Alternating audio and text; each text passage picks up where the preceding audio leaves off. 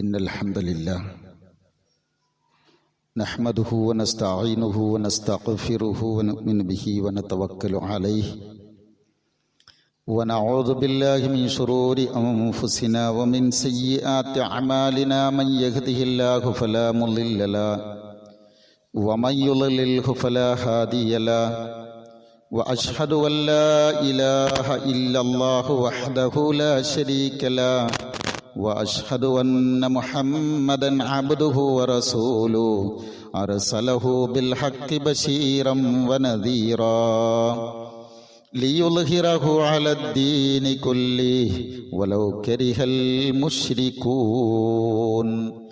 اللهم صل على محمد وعلى آل محمد كما صليت على إبراهيم وعلى آل إبراهيم وبارك على محمد وعلى آل محمد كما باركت على إبراهيم وعلى آل إبراهيم إنك حميد مجيد أما بعد فإن خير الكلام كلام الله وخير الحديث كتاب الله وخير الهدي هدي محمد صلى الله عليه وسلم وشر الأمور محدثاتها وكل محدثة بدعة أيها الإخوان والأخوات أوصيكم بنفسي أولا بتقوى الله أعوذ بالله من الشيطان الرجيم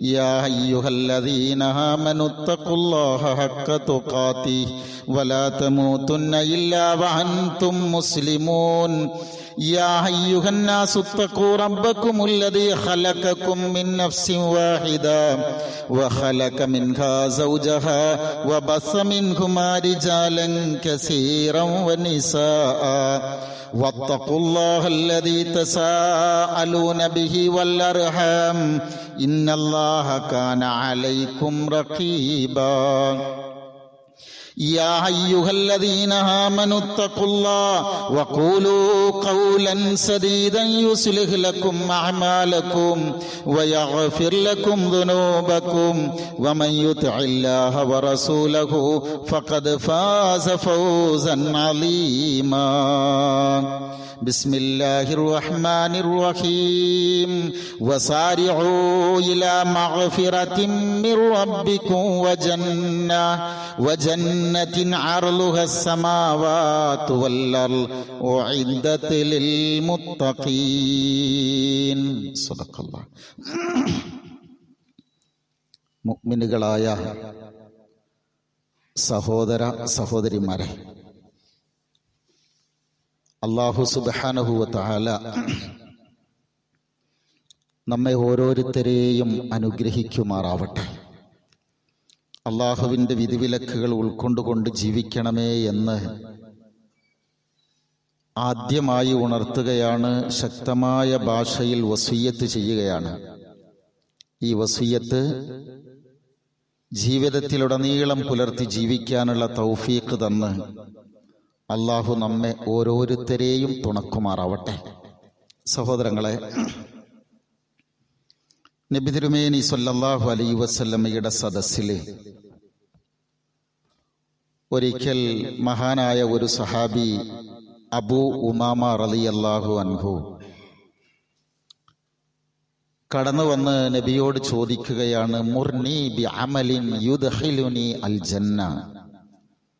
പ്രവാചകരെ, നിങ്ങൾ എന്നോടൊരു അമല് കൊണ്ട് കൽപ്പിക്കണം. ആ ഒരൊറ്റ പ്രവർത്തനങ്ങൾ കൊണ്ട് എനിക്ക് സ്വർഗം കിട്ടുകയുമാണ്. കാന അലൈക ബിസ്സിയാം. നബി സല്ലല്ലാഹു അലൈഹി വസല്ലമയുടെ മറുപടി, നീ നോമ്പെടുക്കണം.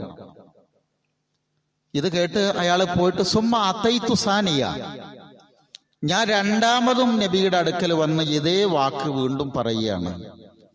അപ്പോഴും നബി സല്ലല്ലാഹു അലൈഹി വസല്ലം എന്നോട് പറഞ്ഞത്, അലൈക ബിസ്സിയാം ലാ അദ്ല ലഹു, നീ നോമ്പെടുക്കണം. അതിന് സമാനതയുള്ള ഒരു അമലും ദീനിലില്ല. സഹോദരങ്ങളെ, നമ്മൾ പലരെയും കാത്തിരിക്കാറുണ്ട്. നമ്മൾ ആരെയാണോ കാത്തിരിക്കുന്നത് ആ വ്യക്തികളുടെ ബന്ധത്തിന്റെ അടിസ്ഥാനത്തിലാണ്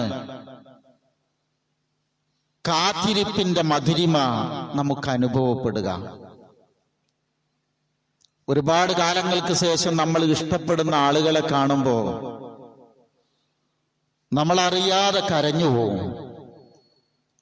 ജീവിതത്തിൽ ഒന്ന് കാണുമോ എന്ന് പോലും ഞാൻ വിചാരിച്ചതല്ലെന്ന് പറഞ്ഞ് കെട്ടിപ്പിടിക്കും.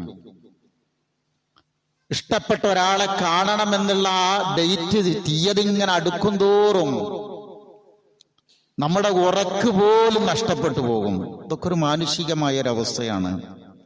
പ്രിയരെ, നമ്മുടെ മുമ്പിൽ ഇതാ വിശുദ്ധ റമദാൻ വന്നെത്തി. അതിന്റെ സുഗന്ധം വീശി തുടങ്ങി. പരിശുദ്ധ റമദാനിനെ മുസ്ലിമീങ്ങളായ നമ്മള്, മുഅ്മിനുകളായ നമ്മൾ പ്രതീക്ഷയോടെ കണ്ണും നട്ട് കാത്തിരിക്കുകയാണ്. ഈ റമദാനിനെ അതിന്റെ ആത്മാവോടുകൂടി സ്വീകരിക്കാൻ നമുക്കെല്ലാവർക്കും പടച്ച റബ്ബ് ആയുസ്സും ആരോഗ്യവും തന്ന് നമ്മെയും നമ്മുടെ കുടുംബത്തെയും ഒക്കെ ഉമ്മത്തിനെയും അല്ലാഹു അനുഗ്രഹിക്കുമാറാവട്ടെ. റമദാൻ നമ്മെ സംബന്ധിച്ചിടത്തോളം വലിയൊരു പ്രതീക്ഷയാണ്. ജീവിതത്തിലെ എല്ലാ സങ്കീർണതകളിൽ നിന്നും മാറി അള്ളാഹുവിലേക്ക് തിരിയാൻ, ആത്മീയമായി കരുത്താർജിക്കാൻ നമ്മുടെ ജീവിതത്തിൽ നമുക്ക് ലഭിക്കുന്ന വർഷത്തിലൊരിക്കലുള്ള അസുലഭ നിമിഷമാണത്. അതുകൊണ്ടാണല്ലോ ഖുർആനിന്റെ ചില പ്രയോഗങ്ങളുണ്ട്. ഞാൻ ഓതി വെച്ചൊരായത്ത്, വസാരിഉ ഇലാ മഅഫിറത്തിൻ മിർ റബ്ബിക്കും, അല്ലാഹുവിന്റെ മഅഫിറത്തിലേക്ക്, അവന്റെ ആകാശഭൂമികളെക്കാളും വിശാലമായ സ്വർഗപൂങ്കാവനത്തിലേക്ക് സാബിഖൂ, നിങ്ങൾ മത്സരിച്ചു മുന്നേറുക. വഇദ്ദത്തുൽ മുത്തഖീൻ, അത് മുത്തഖീങ്ങൾക്ക് വേണ്ടി തയ്യാറ് ചെയ്തതാണ്.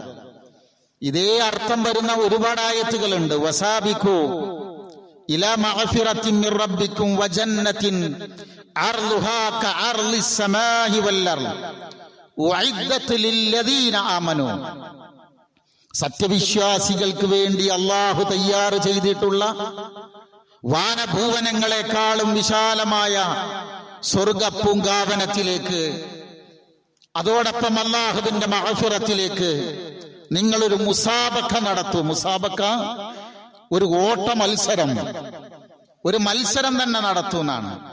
നിങ്ങൾ നോക്കിയേ, എപ്പോഴാണ് നമ്മളോട് വേറൊരാൾ ഓടാൻ ആവശ്യപ്പെടുക? ശ്രദ്ധിച്ചിട്ടുണ്ടോ? നമ്മളിങ്ങനെ ഒരു അയനോവർ ഇങ്ങനെ നടക്കുന്നത് കാണുമ്പോ, അലസമായി നടക്കുന്നത് കാണുമ്പോ, മക്കളെ, ഈ നടത്തം നടന്നാൽ ഉദ്ദിഷ്ട സ്ഥലത്തേക്ക് നിങ്ങൾ വിചാരിച്ച സമയത്ത് എത്തൂല. അതുകൊണ്ട് നിങ്ങൾ വേഗത്തിൽ പോകണം, നിങ്ങൾ ഓടണം.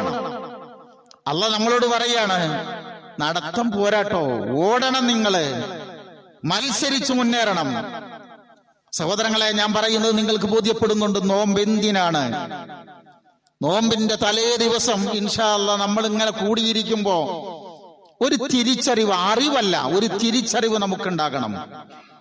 ജീവിതത്തിൽ ഒരാളിൽ നിന്ന് നമുക്ക് ലഭിക്കുന്ന പരിഗണന, അവഗണന, മറ്റൊരാൾ നമുക്ക് ലഭിക്കുന്ന പരിഗണനയും അവഗണനയും നമ്മളെ സംബന്ധിച്ചിടത്തോളം വളരെ പ്രധാനമാണ്. നമ്മുടെ കുടുംബക്കാര്, സുഹൃത്തുക്കള്, പരിചയക്കാര്, ഇവർക്കിടയിലൊക്കെ നമ്മൾ ജീവിച്ചു പോകുന്നത് തന്നെ അവരിൽ നിന്ന് നമുക്ക് കിട്ടുന്ന പരിഗണന കൊണ്ടാണല്ലോ. നമ്മളൊന്ന് ആലോചിച്ച് നോക്കിയേ, നമ്മളെ മറ്റാളുകൾ പരിഗണിക്കാതിരിക്കുന്ന ഒരവസ്ഥ. നമ്മളെ വീട്ടിൽ ചെല്ലുമ്പോ തന്നെ നമുക്കൊരു പരിഗണനയില്ല. നിങ്ങൾ ആ വീട്ടിൽ അധികം സമയം ചെലവഴിക്കുമോ? നമ്മളൊരു ഭാഗത്ത് ജോലി ചെയ്യുന്ന ആരും ഒരു പരിഗണനല്ല എന്ന് വെച്ചാൽ നമുക്ക് ജീവിക്കാൻ കഴിയുമോ? നിങ്ങൾ ബാക്കിയൊക്കെ ആലോചിക്കണം കേട്ടോ. കൂടെയുള്ളവരുടെ സ്നേഹത്തിന് അത്രമേൽ ആഗ്രഹിക്കുന്നവരാണ് ഞാനും നിങ്ങളും. മാത്രമല്ല, ഈ കാലത്തിന്റെ തന്നെ വലിയ പ്രത്യേകത ലൈക്കും ഷെയറും ഫോളോവേഴ്സിന്റെ ഒക്കെ എണ്ണം നോക്കിയിട്ടാണല്ലോ നമ്മുടെ ഇഷ്ടവും സ്ഥാനമൊക്കെ കണക്കാക്കുന്നത്. ഞാനത് പറയാനല്ല സൂചിപ്പിച്ചത്. അല്ലാഹു റബ്ബുൽ ഇസ്സത്ത് നമ്മെ പരിഗണിക്കാതിരിക്കുന്ന ഒരവസ്ഥയെക്കുറിച്ച് നിങ്ങൾ എപ്പോഴെങ്കിലും ചിന്തിച്ചു നോക്കിയിട്ടുണ്ടോ? അള്ളാഹു നമ്മളെ പരിഗണിക്കാതിരിക്കുന്ന ഒരവസ്ഥ. ആലോചിക്കേണ്ടുന്ന ഏറ്റവും പ്രധാനപ്പെട്ട വിഷയം അതാണ്. അള്ളാഹു നമ്മെ പരിഗണിക്കും എന്ന് പറയുന്ന ഒരു ലിസ്റ്റില് നമ്മൾ ഉണ്ടാവോ സഹോദരങ്ങളെ? എന്തുകൊണ്ട് റമലാനിന് വേണ്ടി പ്രത്യക്ഷമായതെല്ലാം നമ്മൾ ഒരുങ്ങിയില്ലെങ്കിൽ നമ്മുടെ വീട്ടുകാരൊക്കെ ഒരുങ്ങിയിട്ടുണ്ടാവും. നമ്മുടെ സ്ഥാപനങ്ങളൊക്കെ നിങ്ങൾ നോക്കിയ ഒക്കെ ഒന്ന് ഒരു പുതുമത്വം വരുത്തി നമ്മളിങ്ങനെ നിൽക്കുകയാണ്. എല്ലാം റെഡിയാക്കി നമ്മൾ നിൽക്കുന്നുണ്ട്. ഇനി റമലാൻ വന്നു കിട്ടിയാൽ മതി. പക്ഷെ നിങ്ങൾ ഇത് ശ്രദ്ധിക്കേണ്ടെന്നറിയോ?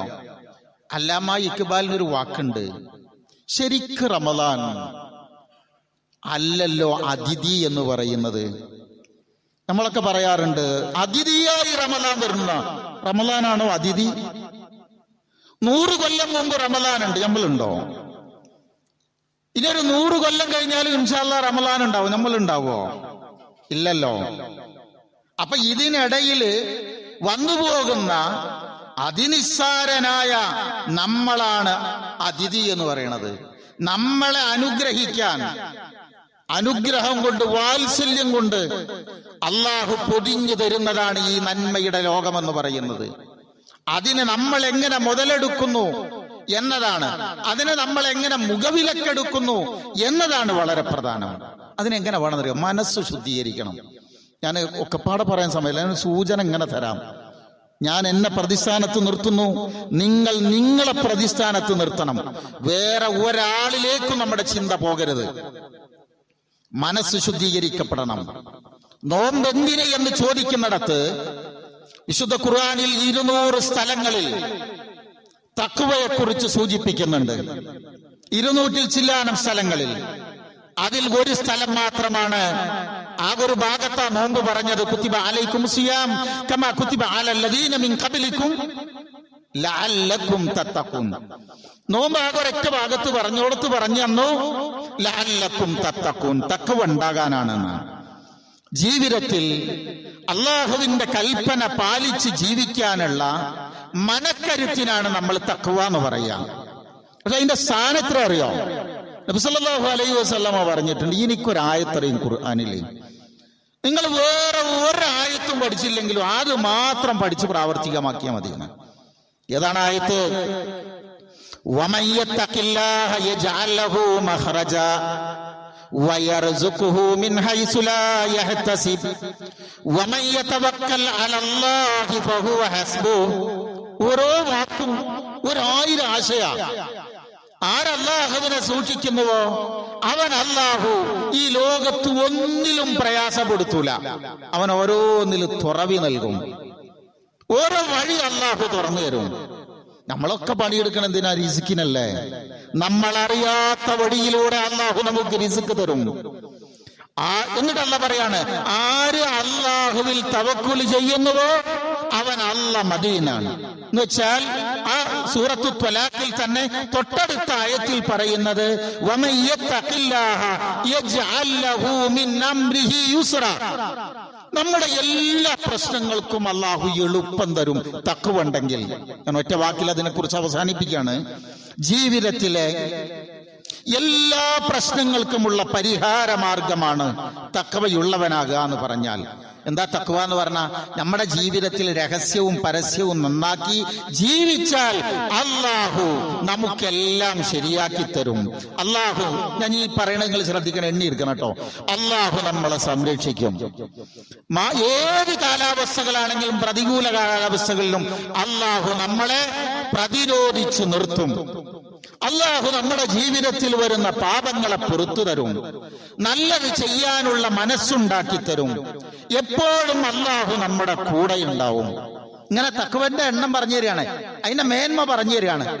ഇത്രത്തോളം പ്രയോജനം തഖ്വ കൊണ്ട് നമുക്ക് കിട്ടുമെങ്കിൽ നമ്മൾ ഏറ്റവും കൂടുതൽ ശ്രമിക്കേണ്ടത് ഏത് കിട്ടാനാവണം? ഏത് കിട്ടാനാണ് നമ്മൾ ശ്രമിക്കേണ്ടത്? തഖ്വ കിട്ടാനല്ലേ. ആ തഖ്വയുടെ മേഖല ഏതാണെന്നറിയോ?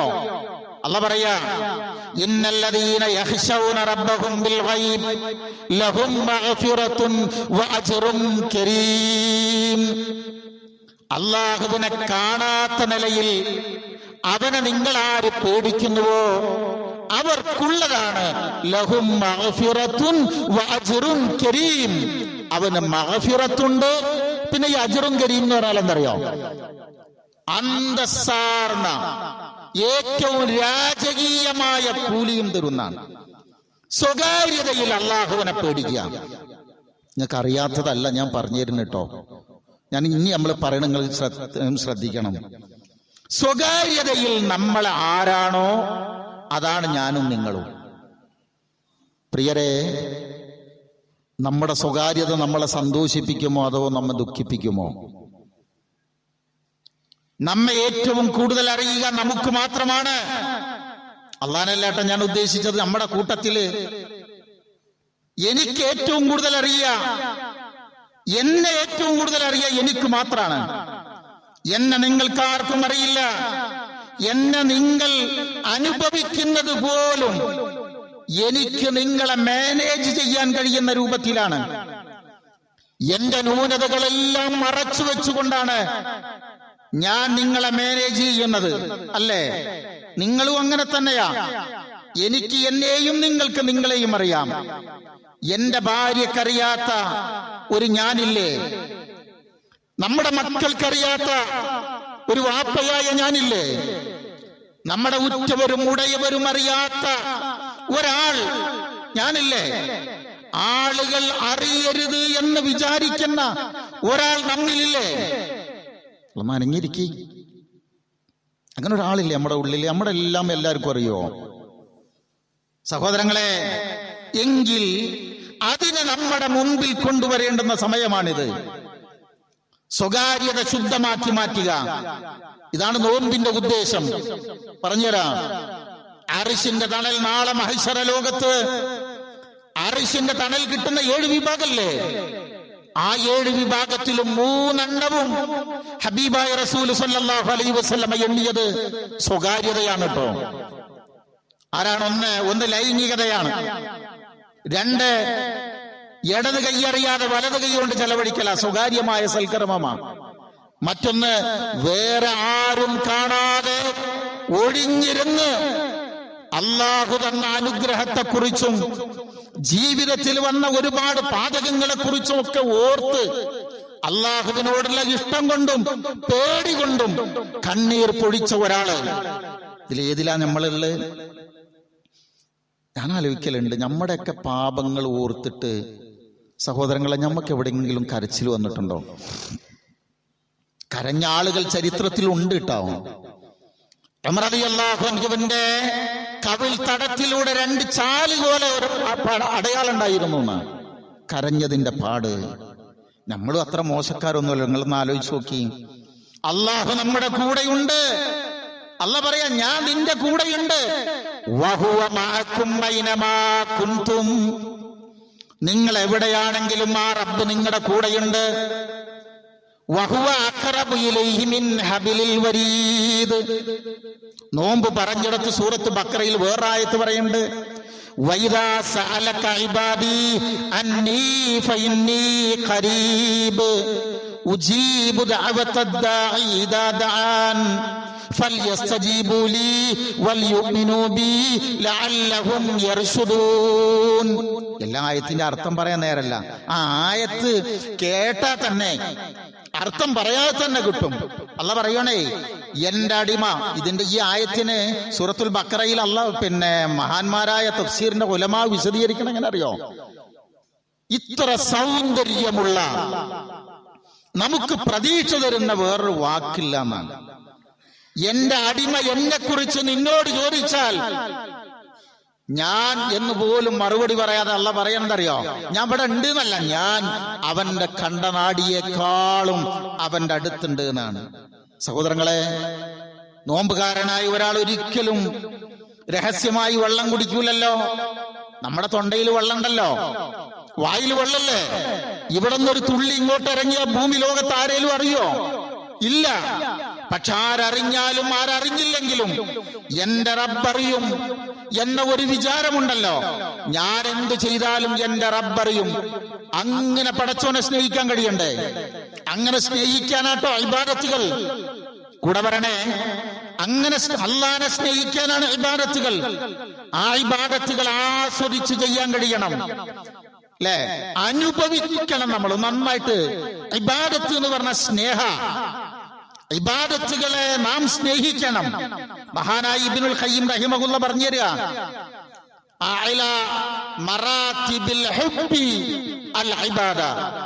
സ്നേഹത്തിന്റെ ഏറ്റവും ഉയർന്ന മർത്തബയാണ്, ഗ്രേഡാണ് ഏത്?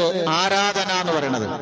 ഇങ്ങനെ സ്നേഹം എന്നതിന്റെ ഏറ്റവും ഉയർന്ന ഗ്രേഡാണ് ആരാധന. നോക്കിയില്ലേ, അദ്ദേഹത്തോട് എനിക്ക് ആരാധന തോന്നി. മലയാളത്തിലൊരു പ്രയോഗമുണ്ട്, ശരിയോ തെറ്റോ എന്നുള്ളതല്ല നമ്മൾ പറഞ്ഞ, ആ മലയാളത്തിലെ പ്രയോഗ.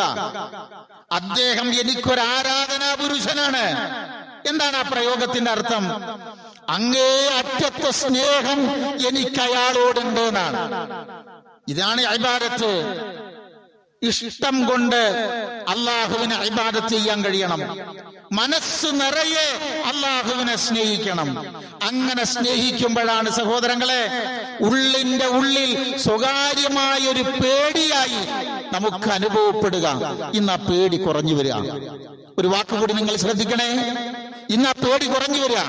നോമ്പ് കൈവെക്കുന്നത്, നോമ്പ് നിയന്ത്രിക്കുന്നത് രണ്ട് കാര്യങ്ങളെയാണ്. അറിയുന്ന കാര്യം ഓർമ്മപ്പെടുത്തുന്നത്. ഭാഷയിൽ സൗമ് എന്ന് പറഞ്ഞാൽ ഇംസാഖ്, നിയന്ത്രണം ഏർപ്പെടുത്തുക. ഒരുപാട് ബയാനുണ്ട്, പറയണില്ല. ശറഈൽ അതിന്റെ അർത്ഥം എന്തറിയോ? അൽ ഇംസാഖു അനിൽ അക്ലി വശുർബി വഇശ്യാനുൻ നിസായി മിനൽ ഫജ്രി ഇലൽ മഅരിബ്. ഫജ്ർ മുതൽ മഅരിബ് വരെ ഭക്ഷണപാനീയങ്ങളും മറ്റു ശാരീരിക ബന്ധങ്ങളും ഉപേക്ഷിക്കലാണ്, പിടിച്ചു നിർത്തലാണ്. രണ്ട് കാര്യങ്ങൾ നിയന്ത്രണം ഏർപ്പെടുത്തുക. ഒന്ന് എന്റെ കൂടെ വരൂ. ഒന്ന് വായ, വയറ്, രണ്ടും ഒന്നിച്ചാ പറഞ്ഞത്. രണ്ട് മനുഷ്യന്റെ ലൈംഗിക അവയവം. ഇങ്ങനെയാ. നോമ്പിന് കൂലി അല്ല പറഞ്ഞിട്ടില്ല. ഇത് പറഞ്ഞു തരുന്നതിന്റെ മുമ്പ് പറഞ്ഞു തരിക. നോമ്പിന് അല്ല കൂലി പറഞ്ഞിട്ടില്ല. അല്ല പറഞ്ഞത് അസ്സൗമുലി വ അന അജ്സി ബിഹി. നോമ്പ് എനിക്കുള്ളതാണ്, ഞാൻ അതിന് കൂലി തരും. അപ്പൊ എനിക്ക് കിട്ടുന്ന കൂലി അല്ല നിങ്ങൾക്ക് ഉണ്ടാകുക, നിങ്ങൾക്ക് കിട്ടുന്ന കൂലി അല്ല മറ്റവനക്ക് ഉണ്ടാവുക. എന്നിട്ട് അല്ല പറയാ, ഈ രണ്ടെണ്ണം നിങ്ങൾ നോക്കിയേ, ആര് പറഞ്ഞാലാണ് ഒരു നേരത്തെ ഭക്ഷണം നമ്മൾ ഉപേക്ഷിക്കുക? ഡോക്ടർ പറയാം നിങ്ങൾക്ക് ഹൈ കൊളസ്ട്രോൾ ഉണ്ട്, അല്ലെങ്കിൽ നിങ്ങൾക്ക് നല്ല ഷുഗർ ഉണ്ട്. ഈ മനുഷ്യൻ എന്ത് ചെയ്യുന്നറിയോ? ഷുഗറിനുള്ള മരുന്നും തിന്നും, കൂടെ മധുരം കിട്ടി അതും തിന്നും. ഇറച്ചി കണ്ട, മാംസം കണ്ട അതും തിന്നും, കൊളസ്ട്രോളിനുള്ള മരുന്നും തിന്നും. ആര് പറഞ്ഞാൽ ഒരു നേരത്തെ ഭക്ഷണം ഉപേക്ഷിക്കും? ഭക്ഷണം ഉപേക്ഷിക്കാന്ന് പറയുന്നത് തന്നെ മനസ്സിൽ ഈമാൻ ഉണ്ടെന്നുള്ളതിന്റെ അടയാളല്ലേ? നിങ്ങൾക്ക് വയറും ലൈംഗികതയും സൂക്ഷ്മമായി നമ്മൾ അതിനെക്കുറിച്ചൊന്ന് അപഗ്രഥിച്ചാൽ, ഈ രണ്ട് വഴികളിലൂടെ മാത്രല്ലേ പുറത്തു നിന്ന് നമ്മളിലേക്ക് പിശാച് വരിക. കാരണം സാധാരണ പറയാറുണ്ട്, മനുഷ്യന്റെ വയറ്റിൽ എന്താണോ അതിന്റെ സ്വഭാവമാണ് അവന്റെ തല പ്രകടിപ്പിക്കുക. നമ്മളെന്താണ് വയറ്റ്, അങ്ങനെ തന്നെയാണ്. നിങ്ങളോടൊപ്പം എനിക്ക് വർത്തമാനല്ല, ഞാൻ നാളെ രാവിലെ സംസാരിക്കാം.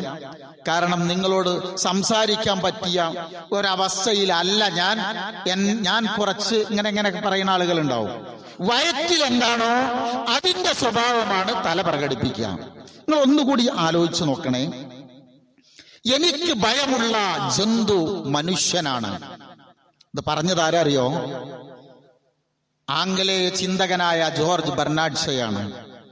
ആ വാക്കുകൾ വഹിക്കുന്ന ദുരന്തം വ്യാപകമായി കൊണ്ടിരിക്കുന്ന ഒരു ലോകത്താണ് നമ്മൾ ജീവിക്കുന്നത്. എല്ലാവർക്കും സുരക്ഷിതത്വം ഒരാശങ്കയായി നിലനിൽക്കുക, ബേജാറും പേടിയും കൂടുക. ഞാൻ പറഞ്ഞത് വയറും ലൈംഗികതയും. ഞാൻ പറയുന്ന വാക്കുകളൊക്കെ ചേർത്ത് ആലോചിക്കണം. ഓരോ ദിവസവും കൊലപാതകങ്ങളുടെ, അക്രമങ്ങളുടെ വാർത്തകൾ നമ്മളെ ഞെട്ടിച്ചുകൊണ്ടിരിക്കുകയാണ്. കുറ്റകൃത്യങ്ങളുടെ വാർത്തകൾ നമ്മൾ ഇന്നോൾ വായിക്കുമ്പോ നമുക്കിന്ന് ഒരു അത്ഭുതമോ ഒരു വേദനയോ തോന്നുന്നില്ല. കാരണം അതെല്ലാം ശീലമായി മാറുകയാണ്. കൊലപാതക ഫാക്ടറികളാകുന്നു നമ്മുടെ നാട്, ആത്മഹത്യകളുടെ കേന്ദ്രങ്ങളാകുന്നു നമ്മുടെ നാട്. അങ്ങനെ എപ്പോഴും കൂടി ഇപ്പൊ വരുന്ന വാർത്ത, കോട്ടയത്ത് അമ്മയും 2 മക്കളും ചാടി മരിക്കുകയാണ്. ലോക്കോ പൈലറ്റ് ശക്തമായി ഹോണടിച്ച് അവർ മുന്നിലേക്ക് വരിക എന്നാ പറഞ്ഞത്. എല്ലാം ചെന്നു നിൽക്കുന്നത് ഒന്ന് വയറ് ശരിയല്ല, അല്ലെങ്കിൽ ലൈംഗികത ശരിയല്ല. അല്ലേ? നമ്മൾ ആലോചിച്ച് നോക്ക് സഹോദരങ്ങളെ. ഇത് നാട്യരുടെ കാര്യം മാത്രമല്ല ഞാൻ പറയുന്നത്, നമ്മുടെ വീടുകളിലൊക്കെ അഫാനമാര് വളർന്നുകൊണ്ടിരിക്കുന്നു എന്നത് തിരിച്ചറിയാതെ പോകരുത്. ഗുരുതരമാണ് വിഷയം. ഇതിനെ നിസ്സാരമായി കണ്ടിട്ട് കാര്യമല്ല. വളരുന്ന തലമുറക്ക് ലക്ഷ്യബോധം നഷ്ടപ്പെടുന്നുവോ നമ്മൾ പേടിക്കണം. ഈ കുട്ടികളെല്ലാം സ്വാധീനിക്കപ്പെടുന്നത് വളരെ പ്രധാനം ഒന്ന് സിനിമകളാണ്. പഴയകാലത്തെ സിനിമകളിലെ ഹീറോകൾ എന്ന് പറയുന്നവര്, അതിലെ നായകന്മാര് നന്മ നിറഞ്ഞവരായിരുന്നുവെങ്കിൽ ഇന്ന് വയലൻസാണ് നായകന്മാരുടെ പ്രധാന റോള്. ഒരു കൊലപാതകം പഠിക്കുന്നത് ഇവിടെ നിന്നാ. ഇനി ബാക്കി നിങ്ങൾ നേരെ ചിന്തിക്കണം കേട്ടോ, അങ്ങോട്ട് പോകണം, നമുക്ക് ഇനി പറയാൻ സമയമല്ല. കൊലപാതകങ്ങൾ മുഴുവൻ പഠിക്കുന്നതും അത്ര മേഖലകളിൽ നിന്നാണ്. രണ്ടാമത് ലഹരിയാണ്. ക്യാമ്പസുകളാണെങ്കിലും യുവസമൂഹങ്ങളാണെങ്കിലും അതിനുള്ള എല്ലാ സാധ്യതകളും ബന്ധപ്പെട്ട ആളുകൾ തുറന്നു കൊടുക്കുക. ഈ അടുത്ത ദിവസം ഒരാൾ പറഞ്ഞത്, ആ രംഗത്ത് പ്രവർത്തിക്കുന്ന നിയമപാലകരിൽ നിന്നൊരാൾ പറഞ്ഞത്, പണ്ടൊക്കെ ഇത്രച്ച സാധനങ്ങളാണ് ഇറക്കുമതി ചെയ്ത് കൊണ്ടുവന്നിരുന്നുണ്ടെങ്കിൽ ഇപ്പൊ ലോഡ് കണക്കിനാണ് വരുന്നത് എന്ന്. ഇതെവിടെയാണ് വിറ്റഴിക്കപ്പെടുന്നത്? നിങ്ങളുടെ നാടിന്റെ സാഹചര്യവും നമ്മൾ ആലോചിക്കുക. മൂന്നാമത്തെ കാര്യം ഒന്ന് ലൈംഗികത, അതേപോലെ തന്നെ മനസ്സിനെയും കാതിനെയും കണ്ണിനെയും ഒക്കെ നിയന്ത്രിക്കുന്ന അതിരുവിട്ട പല ചിത്രങ്ങൾ. 2 ലഹരി. 3 അള്ളാഹുവിനെ സംബന്ധിച്ച് ചിന്തയില്ലായ്മ, അല്ലെ? ഈശ്വര ചിന്തയില്ലായ്മ.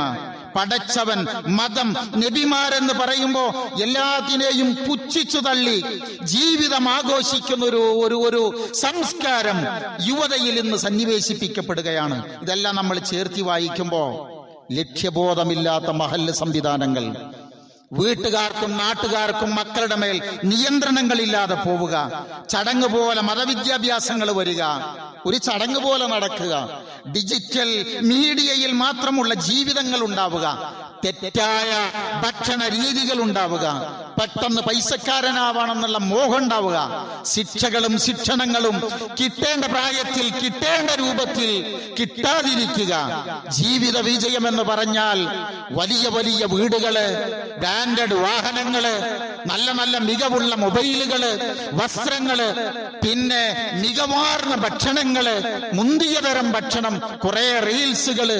ഇതൊക്കെയാണ് ജീവിതം എന്ന് പറയുമ്പോ എവിടെ എത്തും ഈ തലമുറ എന്ന് നമ്മൾ പേടിക്കണം. അതുകൊണ്ട് തന്നെ സമയമല്ല, വയറും ലൈംഗികതയും സൂക്ഷിച്ചു. അള്ള പറഞ്ഞ വാക്കിന്റെ അർത്ഥം നിങ്ങൾക്ക് മനസ്സിലായോ? എന്തിനാണ് ഒരു മാസക്കാലത്തെ പരിശീലനം? നമ്മളൊരു ട്രെയിനിങ്ങിന് പോയാൽ ആ ട്രെയിനിങ് പീരിയഡിൽ അല്ലല്ലോ നമുക്കത് ഉപകാരപ്പെടേണ്ടത്, പിന്നീടുള്ള നമ്മുടെ പ്രവർത്തനത്തിലല്ലേ. ഏതിനും പരിഹാരം വയറും ലൈംഗികതയെയും നിയന്ത്രിക്കുക എന്ന് പറയുന്നത് തന്നെയാണ്.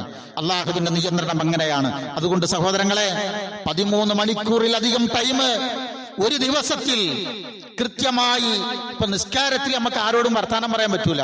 നോമ്പ് അങ്ങനല്ലല്ലോ, നിങ്ങൾക്ക് വർത്താനം പറയാം. വർത്തമാനം പറഞ്ഞുകൊണ്ട് നാവിനെയും കണ്ണിനെയും കാതിനെയും ശരീരാവയവങ്ങളെയും എങ്ങനെ നിയന്ത്രിക്കാം, എങ്ങനെ സാമ്പത്തിക ഇടപാടുകൾ നടത്താം, എങ്ങനെ കച്ചവടം നടത്താം, ഇടപാടുകൾ നടത്താം, അല്ലെ? യാത്ര ചെയ്യാം.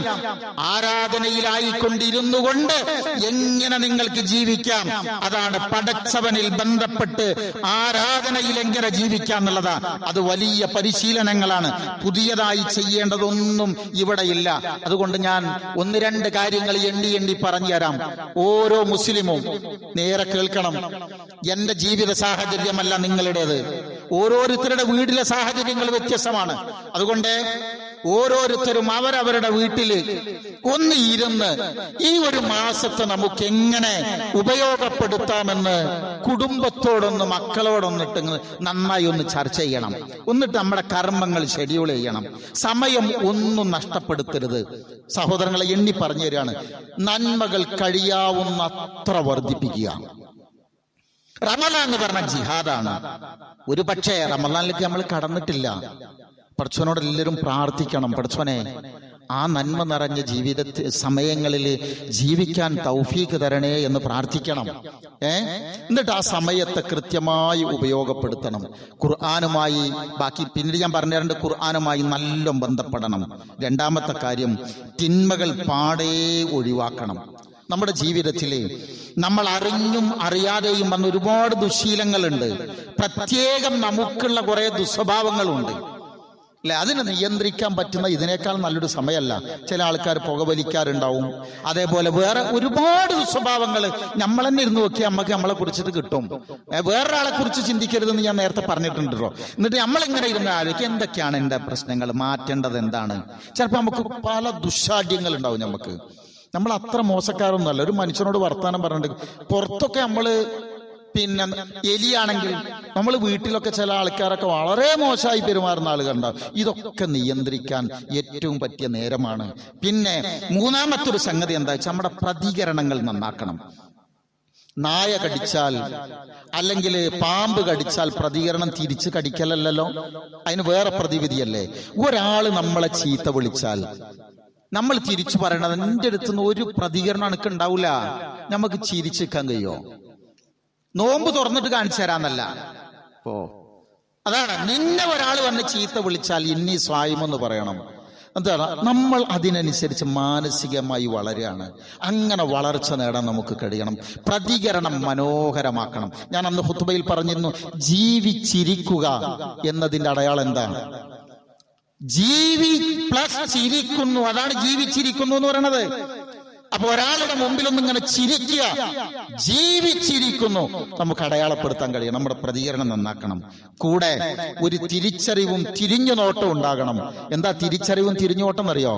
ഇന്നലകളിലേക്ക് എന്റെ ജീവിതത്തിൽ വന്ന ഒരുപാട് കറുത്ത പാടുകളുണ്ട്. അള്ളാഹുവിന്റെ മുമ്പിൽ കരഞ്ഞു പ്രാർത്ഥിക്കണം. ഇനി ഒരു റമളാൻ എനിക്കില്ലെങ്കിൽ എന്നുള്ളതാണ്. നന്നായി പ്രാർത്ഥിക്കണം. എന്താ അങ്ങനെ പറയാൻ കാരണം എന്ന് വെച്ചാൽ, എന്തിനും പടച്ചോന്റെ തൗഫീക്ക് വേണ്ടേ സഹോദരങ്ങളെ?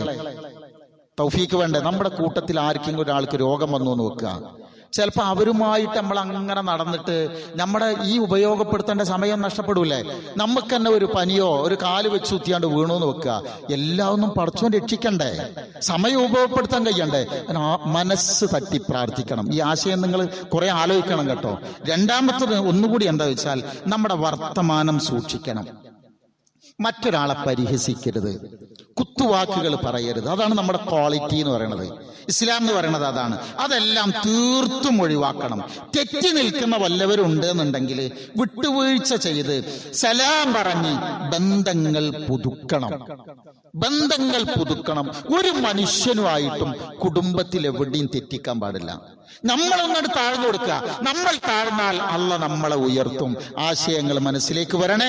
അടുത്തത് ഏറ്റവും പ്രധാനം എന്താണെന്നറിയാമോ? അനർഹമായത് ഒന്നും നമ്മുടെ കയ്യിൽ ഉണ്ടാകാൻ പാടില്ല.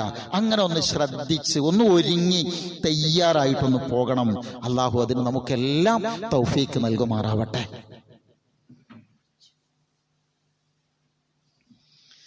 ബിസ്മില്ലാഹി വൽഹംദുലില്ലാഹ് വസല്ലല്ലാഹു അലാ നബിയിനാ വഹബീബിനാ മുഹമ്മദിൻ വഅലാ ആലിഹി വസഹ്ബിഹി അജ്മഈൻ. അമ്മാ ബഅദ്. യാ അയ്യുഹല്ലദീന ആമനു തഖുല്ലാഹ ഹഖ്ക തുഖാതിഹി വലാ തമൂതുന്ന ഇല്ലാ വഅൻതും മുസ്ലിമൂൻ. സ്നേഹമുള്ളവരെ, അള്ളാഹുവിന്റെ വിധിവിലക്കുകൾ ഉൾക്കൊണ്ടുകൊണ്ട് ജീവിക്കണമേ എന്ന് ഒരിക്കൽ കൂടെ ഉണർത്തുകയാണ്, വസിയ്യത്ത് ചെയ്യുകയാണ്. അള്ളാഹു അതിനെല്ലാം നമുക്ക് തൗഫീക്ക് നൽകുമാറാവട്ടെ. ഒന്ന് രണ്ട് കാര്യങ്ങൾ ശ്രദ്ധയിൽപ്പെടുത്താനുള്ളത്. നോമ്പ് ഇൻഷാ അല്ലാഹ് ഇന്ന് സൂര്യൻ അസ്തമിച്ചാൽ 27 മിനിറ്റ് കോഴിക്കോടും 26-25 മിനിറ്റ് കൊച്ചിയിലും 24 മിനിറ്റ് തിരുവനന്തപുരത്തും ചന്ദ്രൻ ചക്രവാളത്തിലുണ്ട്. കണ്ടാൽ എല്ലാ സംവിധാനങ്ങളുണ്ട്, ഒക്കെ നോക്കും. കണ്ടാൽ ബാക്കി വിവരങ്ങൾ നിങ്ങൾക്കൊക്കെ സോഷ്യൽ മീഡിയ എല്ലാ സംവിധാനം ഉള്ളതാണല്ലോ. അപ്പൊ നമ്മൾ അതിന് പ്രാർത്ഥനയോടുകൂടി ഒരുങ്ങുക. ഇല്ലെങ്കിൽ നോമ്പാണെങ്കിലും അല്ലെങ്കിലും ഒക്കെ വിവരങ്ങൾ ഇൻഷാ അല്ലാഹ് കിട്ടും. പക്ഷെ നമ്മൾ മാനസികമായിട്ട് ഒരുങ്ങണം. എങ്ങനെ ഒരുങ്ങണം എന്ന് ചോദിച്ചാൽ, ഇപ്പോ നോമ്പ് എടുക്കാൻ കഴിയുന്ന ആളുകളുണ്ടാവും, കഴിയാത്തവരുണ്ടാവും. കഴിയാത്ത ആളുകളാണെങ്കിൽ എന്തെങ്കിലും പ്രശ്നങ്ങൾ ഉണ്ടെങ്കിൽ നമ്മൾ പുറത്ത് ആരായിരിക്കണം? ഇത് അള്ളാഹു ആദരിച്ച ആദരവിന്റെ മാസമാണ്. ഇസ്ലാമിനെ അനാദരിക്കുന്ന, ദീനിനെ അനാദരിക്കുന്ന ഒരു പ്രവർത്തനത്തിലും പ്രിയപ്പെട്ടവരെ നമ്മളാരും ഉണ്ടാവരുത്. ഇസ്ലാമിനെ നമ്മൾ ആദരിക്കണം, ഇസ്ലാമിന്റെ ചിഹ്നങ്ങളെ മാനിക്കണം. ഷിയാറുകളെ മാനിക്കുക എന്ന് പറയുന്നത് ഖൽബിൽ ഈമാനിന്റെ അടയാളമാണ് എന്ന് നമ്മൾ തിരിച്ചറിയണം. പിന്നെ നോമ്പ് വിൽക്കാൻ കഴിയാത്ത ആൾക്കാരുണ്ടെങ്കിൽ അതിന് ഫിദിയ കൊടുക്കണം. നമ്മൾ മഹൽ അതിന് സംവിധാനം ഏർപ്പെടുത്തിയിട്ടുണ്ട്. 1500 റുപ്യ ഒരു മാസത്തിനുള്ള ആ ക്യാഷ് നിശ്ചയിച്ചിട്ടുണ്ട്. അത് നിങ്ങൾ ഇവിടെ കൊടുക്കുകയാണെങ്കിൽ കൃത്യമായ ഒരു നേരത്തെ ആഹാരമാണ് ഒരു അഗതിക്ക് കൊടുക്കേണ്ടത്. അത് നമ്മൾ കൃത്യമായിട്ട് എത്തിച്ചു കൊടുക്കും. അതോടൊപ്പം തന്നെ പാവങ്ങളായ ആളുകൾക്ക് ഈ ദിവസത്തിൽ നമ്മൾ നോമ്പ് തുറക്കാനുള്ള വിഭവങ്ങളൊക്കെ കൊടുക്കാൻ കിറ്റ് സംവിധാനം ഉണ്ടാക്കിയിട്ടുണ്ട്. ഒരു കിറ്റിന് 1700 രൂപയാണ് നിശ്ചയിച്ചിട്ടുള്ളത്. അതും ശ്രദ്ധിക്കണം. ഈ പള്ളിയിൽ നമ്മൾ എല്ലാ വർഷവും വളരെ വളരെ നല്ല നിലയിൽ നോമ്പ് തുറ ഇഫ്താർ സംഘടിപ്പിക്കാറുണ്ട്. 6000 രൂപയാണ് അതിന് നിശ്ചയിച്ചിട്ടുള്ള, അതിൽ കരുതിയിട്ടുള്ള അതിന്റെ വിഹിതം. ഓരോന്നും ശ്രദ്ധിക്കുക. ബന്ധപ്പെട്ട നമ്മുടെ സഹപ്രവർത്തകരുമായി നിങ്ങൾ സഹകരിക്കുകയും ചെയ്യുക. നോമ്പ് തുറക്കും, ബാക്കി കാര്യങ്ങളൊക്കെ ഇൻഷാ അല്ലാഹ് ഞാൻ പിന്നീട് പറഞ്ഞു തരുന്നുണ്ട്. നോമ്പ് തുറക്കുമ്പോൾ എന്ത് ചെയ്യണം എന്നറിയോ? ബഹളങ്ങളിലൊന്നും ഏർപ്പെടാതെ ആ സമയം, കാരണം പണി മാറ്റുന്ന നേരത്താണ് നമുക്ക് കൂലി തരിക എന്നാണല്ലോ അതിന്റെ ഒരു യഥാർത്ഥ രീതി. ആ സമയത്ത് അള്ളാഹുവിൽ നിന്ന് പ്രാർത്ഥിച്ച് ഓരോന്ന് വാങ്ങാനുള്ളൊരു തയ്യാറെടുപ്പും കൂടി ഉണ്ടാവണം. മനസ്സുകൊണ്ട്, ശരീരം കൊണ്ട്, സാഹചര്യങ്ങൾ കൊണ്ടൊക്കെ ഒരു മുന്നേറ്റ, ഒരു മത്സരത്തിന്റെ പ്രതീതി ഉണ്ടാകണം. പ്രാർത്ഥിച്ച് നീങ്ങുക. അള്ളാഹു റബ്ബുൽ ഇസ്സത്ത് അവന്റെ കാരുണ്യത്തിന്റെ ചിറകിനടിയിൽ കഴിഞ്ഞുകൂടാൻ സൗഭാഗ്യം ലഭിക്കുന്നവരുടെ കൂട്ടത്തിൽ നമ്മെ ഓരോരുത്തരെയും അള്ളാഹു ഉൾപ്പെടുത്തുമാറാവട്ടെ.